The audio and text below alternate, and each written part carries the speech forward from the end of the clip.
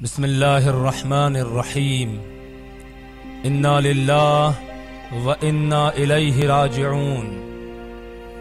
ایک بار پھر ماہ رمضان میں دین اور وطن دشمن قوتوں نے وطن عزیز کے باوفا سپوتوں کو اپنی بربریت کا نشانہ بنایا ہے۔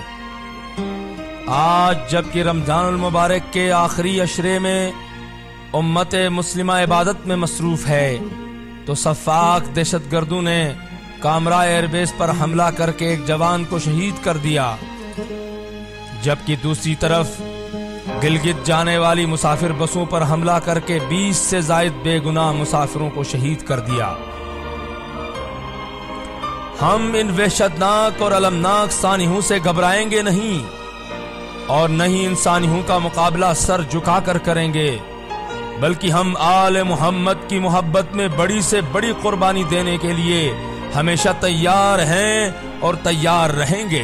ہمیں اب یقین ہو چکا ہے کہ ہمارے قاتل ریاستی سرپرستی میں ہمارا قتل عام کر رہے ہیں۔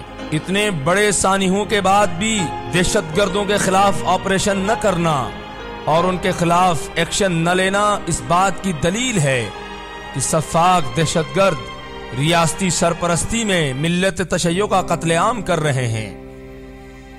اے عظیم ملت تشیع پاکستان، انسانیات سے مایوس نہ ہونا بلکہ اپنی باہمی وحدت و اتحاد کو اور زیادہ مضبوط کرنا۔ ہم 1400 سال سے یزیدیت کے تعاقب میں ہیں۔ دہشت گردی اور بربریت راہ حق سے ہمیں ہرگز ہٹا نہیں سکتی۔ دہشت گردوں کے دن گنے جا چکے ہیں اور انشاءاللہ فتح و کامرانی مظلوموں کی ہوگی۔ ہم جانتے ہیں کہ اصلی دشمن کون ہے۔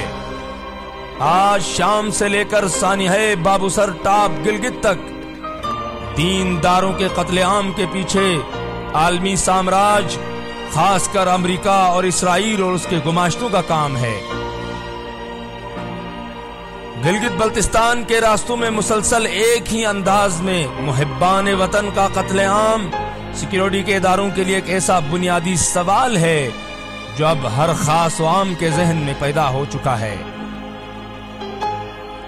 میں آخر میں ملت کے تمام ذمہ داروں سے دست اپیل کرتا ہوں کہ ان نازک حالات میں اپنے تمام تر اختلافات کو بلا کر اکٹھے ہو جائیں اور مل کر راہ حل تلاش کریں۔ میں اس المناک سانحے پر امام زمانہ عجل اللہ تعالی فرجہ الشریف، رہبر مسلمین حضرت آیت اللہ العظمیٰ خامنائی اور شہداء کے گرانوں اور پاکستان کی عوام کو تعزیت پیش کرتا ہوں۔ وَسَيَعْلَمُ الَّذِينَ ظَلَمُوا أَيَّ مُنْقَلَبٍ يَنْقَلِبُونَ۔ والسلام علیکم ورحمۃ اللہ۔ ناصر عباس جعفری، مرکزی سیکرٹری جنرل مجلس وحدت مسلمین پاکستان۔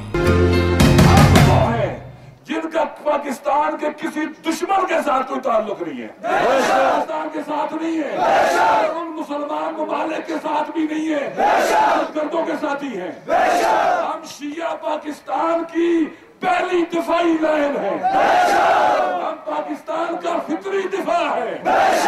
جو ہمیں کمزور کرنا چاہتا ہے، وہ ہمیں تقسیم کرنا چاہتا ہے، وہ غیروں کا ایجنٹ ہے، امریکہ کا ایجنٹ ہے، ہندوستان کا ایجنٹ ہے، افغانستان کا ایجنٹ ہے۔